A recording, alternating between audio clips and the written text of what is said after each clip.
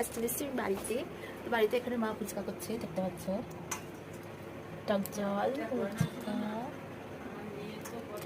এই যে বোনু নাইটি পরে আছি বাবা।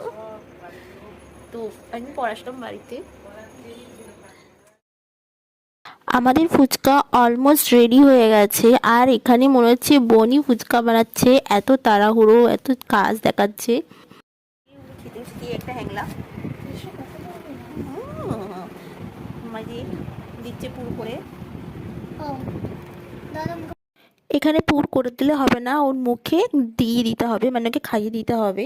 যখন মা পুর করিয়ে দিচ্ছে তখন আমিও বললাম আমাকেও একটা করে দাও, কিন্তু খাইয়ে দিতে বলিনি, আমি নিজেই খেয়ে নিলাম। জাস্ট অসাম বানিয়েছে মা ফুচকাটা, জাস্ট অসাম, আলু মাখা হয়েছে। এখানে জেঠি এসছে, অনেক দিন পর যেহেতু বাড়িতে এসছি তাই সবাই আমার সাথে দেখা করতে এসছে।